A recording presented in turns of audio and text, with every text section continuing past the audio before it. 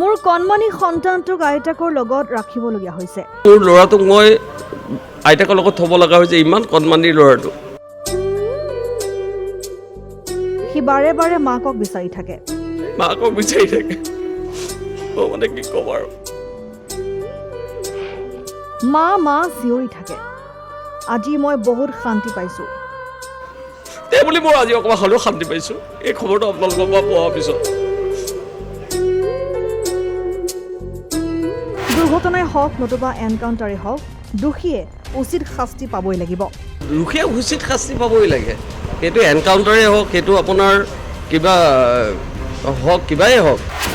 নগাঁৱৰ দুৰ্ঘটনাত দুয়োখন ভৰি হেৰুৱালে লখিমপুৰৰ কুখ্যাত ডকাইতে। লখিমপুৰৰ তিনি কুখ্যাত ডকাইতৰ লগতে ৬-৭জনীয়া এটা ডকাইতৰ দলে নগাঁৱৰ মৰিকলঙৰ চিকিৎসক ডাঃ ৰঞ্জিত শইকীয়াৰ বাসগৃহত সংঘটিত কৰিছিল ডকাইতিৰ কাণ্ড। ডকাইতৰ দলৰ আক্ৰমণত গুৰুতৰভাৱে আহত চিকিৎসক পত্নী ৰূপৰেখা ভূঞাৰ মৃত্যু হয় চিকিৎসালয়ত। এই ভয়ানক ডকাইতি কাণ্ডৰ পিছত আৰক্ষীয়ে গ্ৰেপ্তাৰ কৰিছিল এটাৰ পিছত এটাকৈ ডকাইতক। মৰিকলং ডকাইতিৰ মূল অভিযুক্ত লখিমপুৰৰ ৰাজিবুল ইছলামে হেৰুৱালে দুয়োখন ভৰি। আৰক্ষীৰ বাহন দুৰ্ঘটনাত গুৰুতৰভাৱে আহত হৈছে দুৰ্ধৰ্ষ ডকাইত ৰাজিবুল ইছলাম। নিশা নগাঁৱৰ বৰঘাটত হয় আৰক্ষীৰ বাহন দুৰ্ঘটনাগ্ৰস্ত। ৰাজিবুলক লৈ নগাঁও আৰক্ষীয়ে চুৰি সোণ বিচাৰি চলাইছিল অভিযান, আৰু এই অভিযানৰ সময়তে আন এখন বাহনে খুন্দিয়াই আৰক্ষীৰ বাহনত। দুৰ্ঘটনাত আৰক্ষী বিষয়া বিমান গগৈসহ দুজন আৰক্ষীৰ জোৱানো আহত হয়। এই দুৰ্ঘটনাটোত লখিমপুৰৰ কুখ্যাত ডকাইত ৰাজিবুলৰ দুয়োখন ভৰি ভাগি যায়। সম্প্ৰতি ডকাইত ৰাজিবুলক সংকটজনক অৱস্থাত নগাঁও চিকিৎসা মহাবিদ্যালয়ত ভৰ্তি কৰা হৈছে। এই ঘটনাৰ পিছতে চিকিৎসক ডাঃ ৰঞ্জিত শইকীয়াই নগাঁও আৰক্ষীক ধন্যবাদ জ্ঞাপন কৰিছে। দুৰ্ঘটনাই হওক নতুবা এনকাউণ্টাৰেই হওক, দোষীয়ে উচিত শাস্তি পাবই লাগিব। ইমান কম সময়ৰ ভিতৰত অপৰাধীকেইটাক গ্ৰেপ্তাৰ কৰাৰ বাবে আৰক্ষীক ধন্যবাদ চিকিৎসক ডাঃ ৰঞ্জিত শইকীয়াৰ। দোষীয়ে উচিত শাস্তি পাবই লাগে। সেইটো এনকাউণ্টাৰেই হওক, সেইটো আপোনাৰ কিবা হওক, কিবাই হওক, হোৱাট এভাৰ ইট ইজ, সেইটো ভগৱানে দিব। সেইটো আপুনি মই দিব নোৱাৰোঁ, সেইটো ভগৱানেহে দিব। সেইটো আৰু উচিত দোষী যেতিয়া, আজি মই বুজি পাইছোঁ মোৰ ল'ৰাটোক মই আইতাকৰ লগত থ'ব লগা হৈছে, ইমান কণমানি ল'ৰাটো। মাকক বিচাৰি থাকে, মানে কি ক'ম আৰু। এই বুলি মই আজি অকণমান হ'লেও শান্তি পাইছোঁ, এই খবৰটো আপোনালোকৰ পৰা পোৱাৰ পিছত। মই satisfied, I am totally satisfied. কাৰণ ইমান ক্ষিপ্ৰতাৰে আৰক্ষীয়ে যে ইমানখিনি মানুহক যে কৰেক্ট কৰিব পাৰিছে, সেইটো ক্ষেত্ৰত মই কিন্তু বহুত আৰক্ষী প্ৰশাসনকো মই ধন্যবাদ জ্ঞাপন কৰিছোঁ। কিহৰ কাৰণে কৰিছোঁ? বহুত ক্ষিপ্ৰতাৰে তেওঁলোকে কিন্তু কৰিছে কামখিনি। মই সেইটো কাৰণে আৰক্ষী প্ৰশাসনকো মই ধন্যবাদেই জ্ঞাপন কৰিব লাগিব। একদম একদম একদম একদম শান্তি পাইছে বুলি কৈছোঁ নহয়। পানিছমেণ্ট কি? ভগৱানে পানিছমেণ্ট দিব, ভগৱানে পানিছমেণ্ট দিব।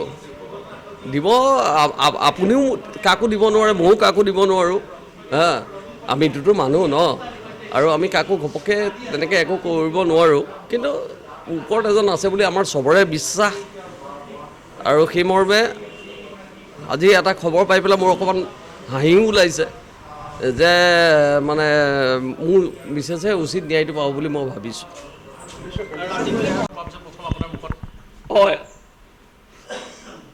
মানে মই উচিত বিচাৰ যে হ'ব, মই সেইটো মানে মোৰ বিশ্বাস আছে, আৰু ভগৱানৰ ওচৰত মই সেইটোৱে প্ৰাৰ্থনা কৰি আছিলোঁ এই 7 দিন যে প্ৰভু মোক ন্যায়টো দিয়া, আৰু মোৰ মৃতকৰ ক্ৰিয়াকৰ্মখিনিতো মইতো কৰিবই লাগিব। এটা যিহেতু আমি অসমীয়া মানুহ, সেইখিনি কৰাৰ আগতে মই যাতে ন্যায়টো পাওঁ।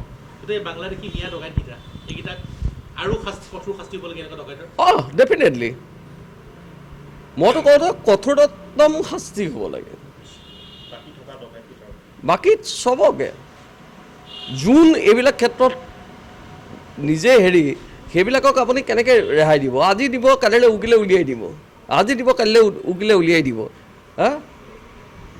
আৰু এইবিলাকক মই চৰকাৰৰ ওচৰত এটাই মোৰ প্ৰাৰ্থনা, এটাই অনুৰোধ চৰকাৰলৈ, আৰু বিশেষকৈ মোৰ ডক্টৰ হিমন্ত বিশ্ব শৰ্মা ছাৰলৈ মোৰ মানে বিশ্বাস আছে যে তেওঁ কিবা নহয় কিবা পদক্ষেপ ল'ব, আৰু এনেকুৱা এটা ল কৰিব লাগে যিটো ল মানে এই আপোনাৰ হেৰি বুলি কয় নহয়, আমাৰ চবতকৈ বেয়া কথাটো কি জানে, মই জেলতো ডক্টৰগিৰি কৰিছিলোঁ, হা, চিকিৎসক হিচাপে মই তাত আছিলোঁ, কিন্তু মানে আমাৰ জেলৰ ভাত খুৱাই, জেলৰ মেডিচিন পায়, চব বস্তু পায়, সকলো সুবিধা পায়, সেই বস্তুটো কিন্তু এনেকুৱা নিচিনা ক্ৰিমিনেলক সেইটো দিব নালাগে, বন্ধ কৰিব লাগে